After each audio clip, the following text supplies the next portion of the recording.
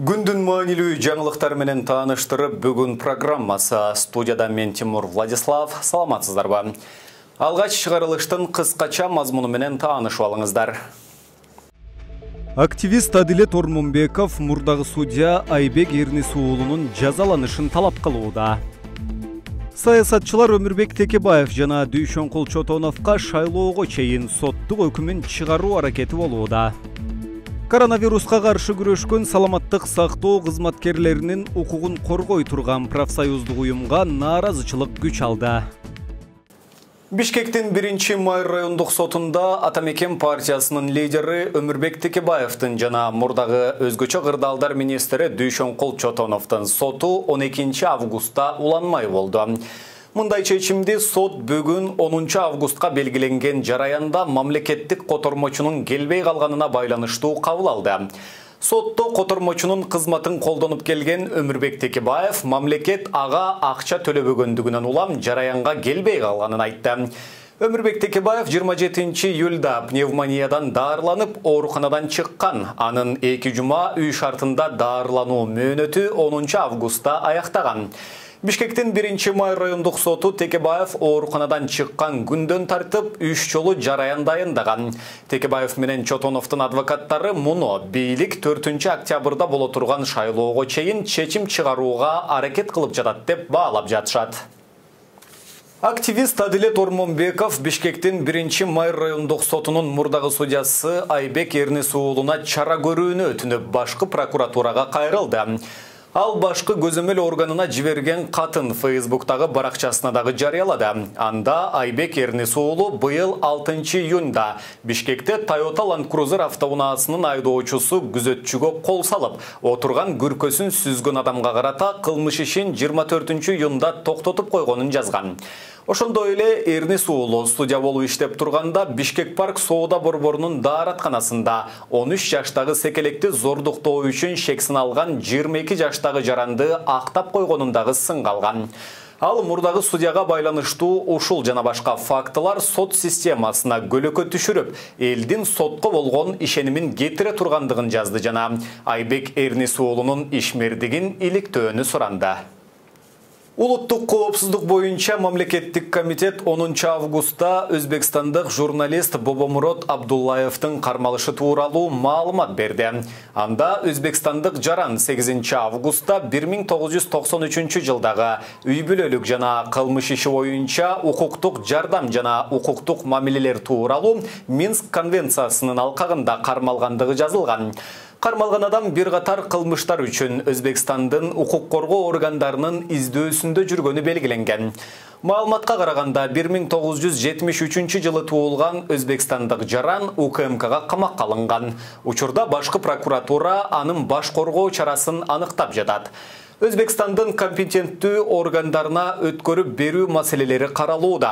10 августта 1-май райондук сотунда Абдуллаевдин кармалышынын мыйзамдуулугу жана бөгөт чарасы карала турганын анын адвокаты билдирген. Коронавирус илдети менен күрөшүп жатып, көпчүлүк жарандар дарыгерлердин эрдигине таазим кылып, аларга ыраазычылыктар арбын айтылып жатат. Ак халатчандар эң көп дегенде 10 000 айлык алышат. Бирок өз кесиптерин сүйүп, миңдеген жарандардын өмүрүн сактап келе жатышат. Ал эми саламаттык сактоо багытындагы профсоюз уюму эмне иш жасап жатканы коомчулукка анчалык белгилүү эмес. Бирок анын жетекчилери 90 000, 100 000 айлык алаары, 20 000 долларлык Toyota Prado үлгүсүндөгү кызматтык автоунаасы бардыгы айтылып жүрөт. Кызматкерлердин укугун коргоочу профсоюз уюму, кыргызча айтканда кесиптик кошуун деген бар. Акыркы учурларда бул уюм кызматкерлердин укугун коргобой эле 100 000 айлыктарды алып, акча жасоочу уюмга айланып калганын депутаттар эчен жолу айтышкан. Биздин бул көрсөтүүбүздө дагы кесиптик кошуундун саламаттык сактоо жаатындагы талаш тартыш маселелери камтылган. Мен жооп бербейм. Сайт отпайсыз ба? Дистанция сақтап қойсыз. Болду. Мен аркамдан ичпей, эметпей деген бара бериңиз. Жооп бербейм.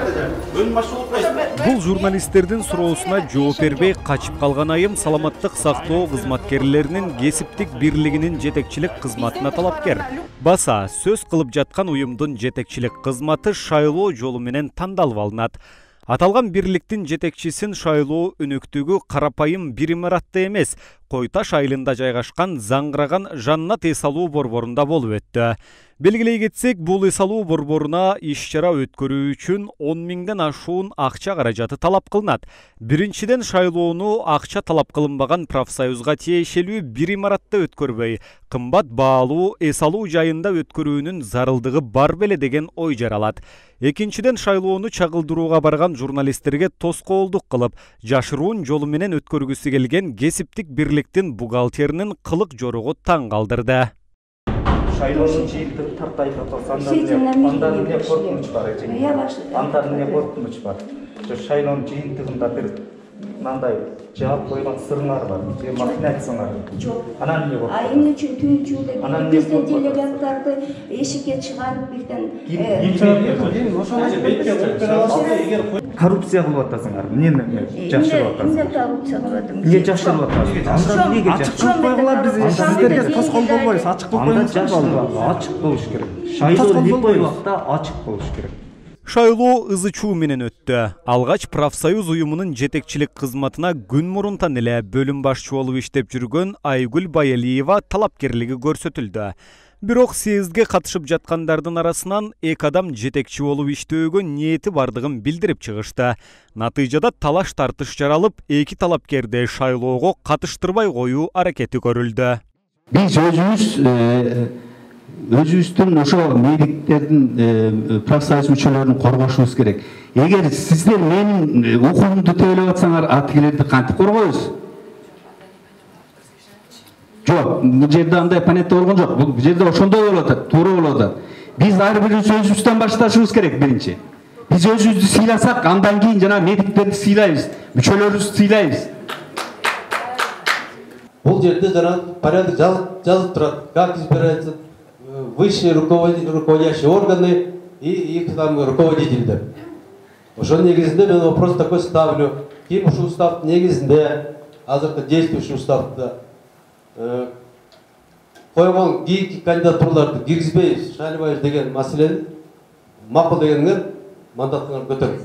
Уставда жазып турат, самоопределение кылса болот. Болот. А эң үчүн менин укугумду чектеп, анан эметип атасыздар. Катыштырып койгула да өтүнүштөр. Эми биз ушул жерге келип өзүбүздүн программабыз менен келдик элек. Ушул жерге эми кандидат кылып киргизип койсо, шайлансак шайланат элек, шайланбасак ошол адамды, шайланган адамды ийгилик каалап кетип калат элек. Бирок ушул жерде съезд азыр абдан засекреченном порядке, абдан мындай бир өзүнө эле гана тийиштүү адамдар менен өтүп атат да. Мыйзам бузуу менен, устав бузуу менен болуп атат бул съезд. Талаш тартыш жарала берген соң съездге төрагалык кылуучу 10 мүнөттүк тыныгуу жарыялап, кайрадан жыйынга талапкер Венера Меймантиеваны киргизбей коюшту. Венера Меймантиеванын айтымында анын талапкер болуп каттоосуна мурдатан эле буттосуулар болгон. Кесиптик бирликтин төрагасы Некен Салиев Венера Меймантиева башчылык кылган санатория кызматкерлеринин 10 айлык акысын бербей койгон. Ошондон улам Венера Меймантиева баштаган кызматкерлер взнос төлөй албай калышкан. Съездге катышуучу делегат болуш үчүн требования, документтерин барын чогуу тапшырып бергенбиз. Уже бул понедельник, это 3 августта, ага чейин эми барыбыз өзүбүздүн прямой обязанностьтар менен жүрдүк, өзүңөр көрүп атасыңар. Ошо биздин өлкөдө кандай кырдаал болуп атат, барыбыз тең дневной стационар ачып атабыз, иштеп жүрөбүз, кызыл зоналарда жүрөбүз. Анан 3 августта мени жана биздин санаторийдин председатель правкоманы чакыртып, Чортонбаева Жиде Жумадиевнаны, главный бухгалтер Каратаева Сажира Мамытбековна айтты, силер делегат боло албайсыңар, себеби деген силер взнос төлөй эле экенсиңер деп. Биз 10 айдан бери взнос действительно төлөй элекпиз, себеби деген 10 айдан бери, ноябрь айынан бери 19-жылы зарплата ала элекпиз. Бул зарплата албаган себеби да түзмө-түз ошо Накен Салиевичтин ошо жерде күнөөсү бар. Венера Меймантиева билдиргендей, профсоюз уюмунун төрагасы Некен Салиев 100 000 сом, ал эми эсепчиси Сажира Каратаева 90 000 сом айлыга калат. Буга жараша профсоюз уюмунда алгылыктуу жумуш жүргөн эмес. Өзү Накен Салиевич 100 000 зарплата алат. Эми биз баягы депутаттар айтып, депутатский комиссия кылып атканда көп нерсени биз унчукпадык элек. Себеби деген ошо съездде көйгөйлөрүбүздү айтып, ошол жерден чечип, мындай зарплата болушу мүмкүн эмес. Биз деген взнос төлөп атабыз. Мисалы үчүн азыр ушу менин эле коллективим төлөгөн взностун бул зарплата бул киши Накен Салиевич 100 000 деген өзүнө эме коюп алган, заработный плата коюп алган. Анын бухгалтери 90 000 алат зарплата. Мындай зарплаталар мен ойлойм азыр министрликтерде да жок. Дагы бир кызык жагдай съезд жүрүп жатканда делегаттардын бири Накен Салиевке баасы $20 000 чапчыган профсоюз уюмунун Toyota Prado үлгүсүндөгү автоунаасын белек кылууну сунуштады. Машина каяктан келген? Эмне болуп келген машина? Базардан сатып алышкан. Профсоюз сатып алды эле? Ооба. Эмнеге анан Накен Салиевичке беришкен? Эми 24 жыл иштесе. 100 000 сомдон айлык алып. 100 000 сомдон айлык алат. Ой, жок.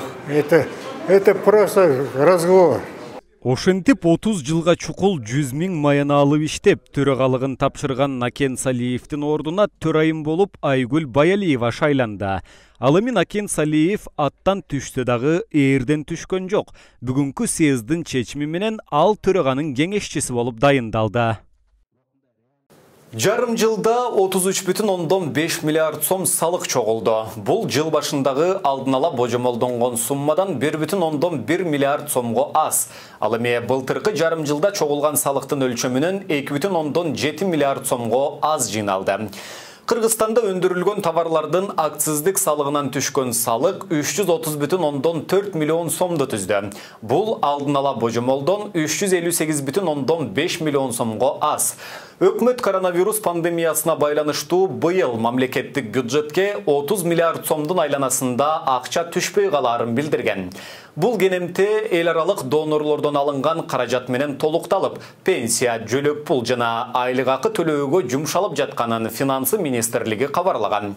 Өкмөттүн маалыматына ылайык, коронавирус пандемиясына байланыштуу социалдык экономикалык туруктуулукту камсыз кылыш үчүн Кыргызстан быйыл эл аралык донорлордон жалпы $742,9 миллион жардам алат. Августка чейин бул сумманын $333,3 миллион келип түштү. Калган $409 миллион жыл аягына чейин келет деп күтүлүп жатат. Беларусь президенти Александр Лукашенко 10 августта Минск облусуна жумушчу сапары менен барды. Анда Пухович районунда жана жогорку технологиялуу агроөнөр-жай өндүрүшүн толук циклде уюштуруу боюнча инвестициялык долбоордун жүрүшү менен таанышып чыкты. Бул тууралуу президенттин расмий сайтында кабарланды. Инвестициялык долбоор Белоруссиянын улуттук биотехнологиялык корпорациясы жабык акционердик коому тарабынан ишке ашырылууда. Белгилей кетчү нерсе, аталган ишкананы Даниил Урицкий аттуу жаран жетектейт. Кыргызстанда ал 2010 жылы Курманбек Бакиевдин бийлиги кулагандан кийин өлкөдөн качып кеткен Данияр Үсөнов катары белгилүү. Ошол кезде премьер-министр болуп турган Лукашенконун жумушчу сапары президенттик шайлоонун эртеси болду. БШК кабарлагандай, Лукашенко жеңишке жетишти, бирок президенттин атаандаштары жыйынтыкка макул эмес.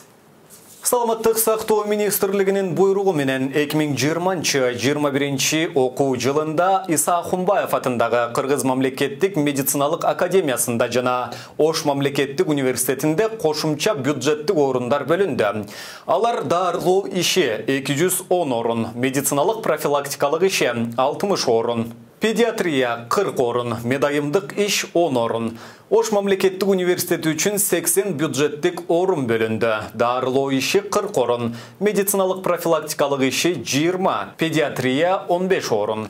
Ординатура бойынша бюджеттік орындар, эпидемиология 30 орын, инфекциялық оорулар 22 орын, микробиология 30 орын, реаниматология 26 орын. 2020-21 оқу жылына бюджеттік орындар төменгі адистер бойыншадағы көбейді. Пульмонология 35 орын, тез медициналық жардам 12 орын, клиникалық лабораториялық диагностика 20 орын. Ошондой эле 20-21 оқу жылына ординатурада кошумча 250 бюджеттік орын бөлүү боюнча маселе каралууда.